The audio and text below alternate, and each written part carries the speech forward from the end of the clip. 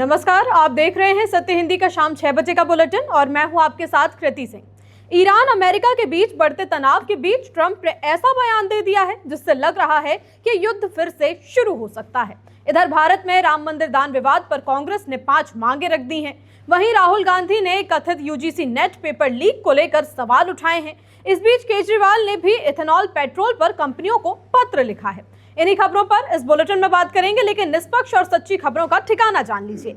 अब सत्य हिंदी ऐप पर देखिए हमारे सभी न्यूज बुलेटिन, हमारे चैनल की तीखी बहस वाले सभी शो, हमारी वेबसाइट की सारी खबरें, सब कुछ बस एक क्लिक पर, यानी कि आपके अपने सत्य हिंदी ऐप पर।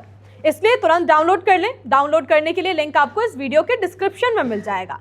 तो आइए रुक करते हैं शाम की 5 बड़ी खबरों का। ईरान पर फिर भड़के ट्रंप, कहा समझौता खत्म, आगे बातचीत से भी कोई उम्मीद नहीं। ईरान ने भी अमेरिका पर लगाया बड़ा आरोप, तेल छूट खत्म करने का किया विरोध। राम मंदिर दान विवाद पर कांग्रेस ने रखी 5 बड़ी मांगे, पीएम जनता से माफी मांगे। यूजीसी नेट पेपर लीक पर राहुल गांधी का आरोप, सरकार पर साधा निशाना। इथेनॉल पेट्रोल विवाद पर केजरीवाल ने ऑटोमोबाइल कंपनियों से पूछे तीखे सवाल। ईरान अमेरिका के बीच फिर से तनाव बढ़ने के बाद ट्रंप ने कहा है कि ईरान के साथ हमारा समझौता खत्म हो चुका है। हालांकि उन्होंने ये भी कहा कि बातचीत के रास्ते खुले रहेंगे। तुर्की की राजधानी अंकारा में नाटो शिखर सम्मेलन के दौरान ट्रंप ने मीडिया से बातचीत में कहा कि उनके हिसाब से ईरान के साथ हुआ सीजफायर समझौता अब समाप्त हो चुका है। उन्होंने ईरान के साथ बातचीत को समय की बर्बादी बताया और कहा कि अमेरिकी प्रतिनिधि अगर चाहें तो बातचीत जारी रख सकते हैं, लेकिन उन्हें इसके नतीजे को लेकर कोई भी ज्यादा उम्मीद नहीं है। इसके साथ ही अमेरिका ने ईरानी तेल की बिक्री को मंजूरी देने वाले लाइसेंस को भी रद्द कर दिया है। ट्रंप ने ईरानी नेतृत्व पर गंभीर आरोप लगाते हुए कहा कि अगर ईरान के पास परमाणु हथियार होंगे तो वो उनका गलत इस्तेमाल करेगा। उन्होंने कहा कि परमाणु हथियारों को लेकर किसी भी तरह का जोखिम स्वीकार नहीं किया जा सकता।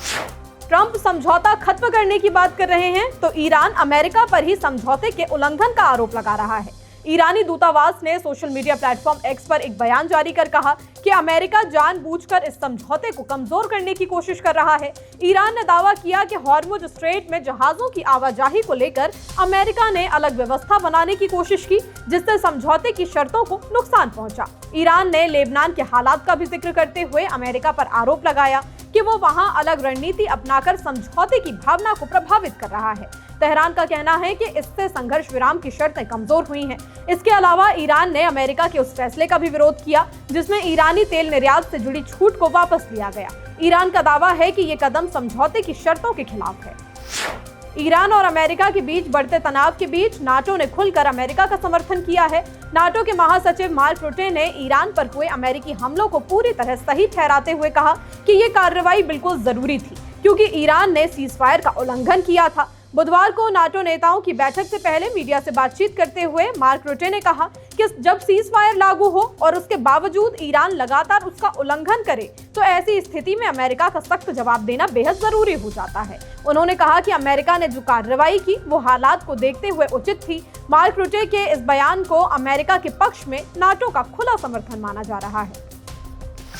अमेरिकी राष्ट्रपति डोनाल्ड ट्रंप के ईरान के साथ युद्ध विराम खत्म होने वाले बयान के बाद अंतर्राष्ट्रीय कच्चे तेल की कीमतों में तेजी से उछाल आया है। ट्रंप के बयान के बाद ब्रेंट क्रूड की कीमत करीब 3.5% बढ़कर $78.09 प्रति बैरल तक पहुंच गई। बाजार में डर है कि ईरान और अमेरिका के बीच सैन्य टकराव बढ़ने से तेल की आवाजाही पर असर पड़ सकता है। इस तनाव का असर यूरोपीय शेयर बाजारों पर भी देखने के लिए मिला। यूरोप का प्रमुख स्टॉक इंडेक्स स्टॉक्स 600 करीब 1.6% गिर गया और एक हफ्ते के सबसे निचले स्तर पर पहुंच गया। निवेशकों में चिंता बढ़ गई है कि ऊर्जा संकट और बढ़ती अनिश्चितता से बाजारों पर दबाव बना रह सकता है। भारतीय शेयर बाजार भी इस गिरावट से अछूता नहीं रहा। बुधवार को कारोबार के आखिरी घंटों में सेंसेक्स और निफ्टी में तेज गिरावट देखने के लिए मिली। सेंसेक्स 1677 अंक यानी कि 2.15% गिरकर 76,503.60 के स्तर पर बंद हुआ। वहीं निफ्टी भी 516 अंक यानी कि 2.12% टूटकर 23,882 रुपए पर बंद किया गया। राम मंदिर दान विवाद पर कांग्रेस ने 5 मांगे रखी हैं। कांग्रेस नेता शक्ति सिंह गोहिल ने प्रेस कॉन्फ्रेंस कर कहा कि जब तक राम मंदिर में चढ़ावा चोरी की बात सामने नहीं आई थी, तब तक हर रोज 16 से 18 लाख रुपए दान के रूप में जमा किए जा रहे थे। लेकिन जैसे ही राम मंदिर में चोरी का खुलासा हुआ, उस दिन से रोजाना 24 से 26 लाख रुपए जमा होने लगे हैं, यानी कि हर दिन करीब 10 लाख रुपए का हेरफेर किया जाता था। अब कांग्रेस की मांग है कि श्री राम जन्मभूमि तीर्थ क्षेत्र ट्रस्ट को तुरंत भंग कर दिया जाए। उनकी जगह शंकराचार्य जी, सुप्रीम कोर्ट के रिटायर्ड जज, निर्मोही अखाड़ा के प्रतिनिधि और साधु संत मिलकर एक नए ट्रस्ट का निर्माण करें। साथ ही चंपत राय को तुरंत गिरफ्तार किया जाए। इस मामले की जांच सुप्रीम कोर्ट की निगरानी में कराई जाए और पीएम मोदी जिम्मेदारी लेते हुए देश की जनता से माफी मांगे। दान विवाद पर कांग्रेस की मांगों के बीच एसआईटी की शुरुआती रिपोर्ट में अविनाश शुक्ला को इस पूरे मामले का मुख्य आरोपी बताया गया है। जांच टीम का दावा है कि दान गिनने की प्रक्रिया के दौरान करीब 40 दिनों में लगभग 70 बार पैसे गायब करने की कोशिश की गई। जांच एजेंसियों के मुताबिक मंदिर में श्रद्धालुओं के नगद चढ़ावे की गिनती करने वाले शुक्ला के खिलाफ सबसे मजबूत सबूत मिले हैं। एसआईटी का कहना है कि सीसीटीवी फुटेज, बैंक रिकॉर्ड, बरामदगी और गवाहों के बयानों के आधार पर जांच आगे बढ़ाई जा रही है। जांच रिपोर्ट के मुताबिक सीसीटीवी कैमरों में कथित तौर पर अविनाश शुक्ला को दान की रकम के बंडल और खुले नोट हटाते हुए देखा गया। एसआईटी का दावा है कि इसी आधार पर 5 अन्य लोगों की भूमिका भी सामने आई, जिन पर पैसे छिपाने और बाहर ले जाने में मदद करने का आरोप है। एसआईटी की जांच में अविनाश शुक्ला के पास से करीब 20 लाख रुपए नकद, विदेशी मुद्रा, सोने चांदी के आभूषण और अन्य सामान एक एसयूवी समेत बरामद हुए हैं। इसके अलावा उसके बैंक खातों की जांच की भी आय से ज्यादा लेन देन मिलने की बात कही गई है। बुलेटिन में अभी आगे और भी खबरें हैं। यूजीसी नेट पेपर लीक पर राहुल गांधी का बड़ा आरोप। E20 विवाद पर केजरीवाल ने 29 कंपनियों को लिखा पत्र। बद्रीनाथ मंदिर चढ़ावे में गड़बड़ी पर सरकार का बड़ा एक्शन। कांग्रेस ने पर्यावरण मंत्रालय को कहा प्रवचन मंत्रालय।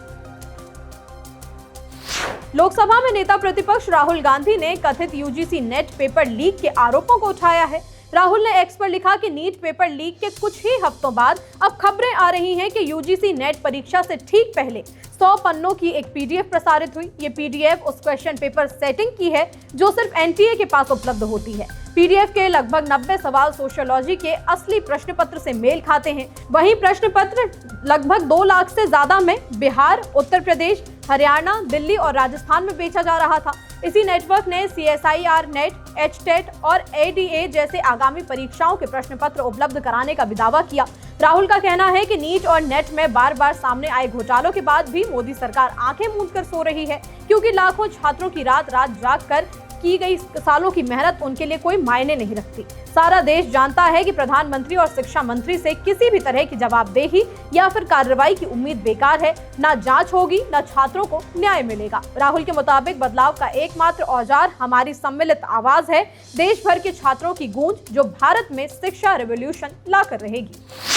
इथेनॉल पेट्रोल विवाद पर आम आदमी पार्टी के राष्ट्रीय संयोजक अरविंद केजरीवाल ने 29 ऑटोमोबाइल कंपनियों को पत्र लिखकर पूछा है कि अगर E20 पेट्रोल के इस्तेमाल से पुराने वाहनों की माइलेज कम होती है या उनके किसी भी पुर्जे को नुकसान पहुंचता है तो क्या कंपनियां ग्राहकों का मुआवजा देंगी। प्रेस कॉन्फ्रेंस कर केजरीवाल ने कहा कि इन मारुति, टोयोटा और हीरो ने पहले ही सरकार की एक प्रेस कॉन्फ्रेंस में दावा किया था कि E20 पेट्रोल से पुराने वाहनों को कोई समस्या नहीं होगी, लेकिन इन कंपनियों की ओर से जारी किए गए ओनर मैनुअल में साफ लिखा है कि पुराने वाहनों में E10 यानी कि 10% इथेनॉल से ज्यादा इथेनॉल वाला पेट्रोल इस्तेमाल नहीं करना चाहिए। ऐसे में कंपनियों के सार्वजनिक दावों और उनके आधिकारिक निर्देशों में विरोधाभास दिखाई देता है। अब तक किसी भी कंपनी की तरफ से कोई भी जवाब नहीं आया है।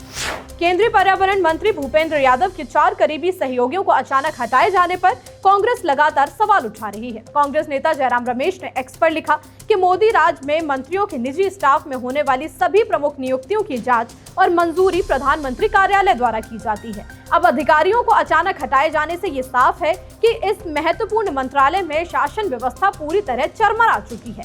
हाल के वर्षों में ये मंत्रालय पर्यावरण और वनों की रक्षा करने और जलवायु परिवर्तन के प्रभावों से निपटने के मामले में भी लगभग पूरी तरह विफल रहा है।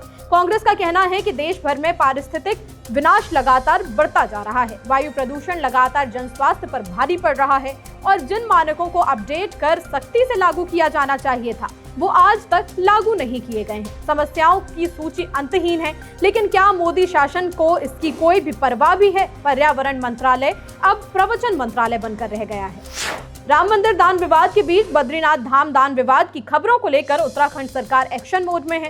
राज्य सरकार ने 3 सदस्यीय जांच समिति बनाई है। समिति पूरे मामले की जांच करेगी और पता लगाएगी कि दान की रकम का सही तरीके से इस्तेमाल हुआ था या नहीं।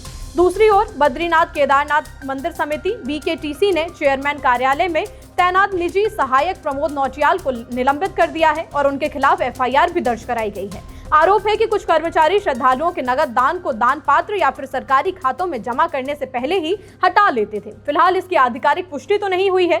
जांच टीम CCTV फुटेज, दान के रिकॉर्ड और पूरी प्रक्रिया की जांच कर रही है। सरकार का कहना है कि श्रद्धालुओं के भरोसे और दान की पारदर्शिता बनाए रखना सबसे बड़ी प्राथमिकता है। फिलहाल 6 बजे के बुलेटिन में इतना ही। रात 8 बजे फिर होगी मुलाकात नई खबरों के साथ। तब तक के लिए नमस्कार।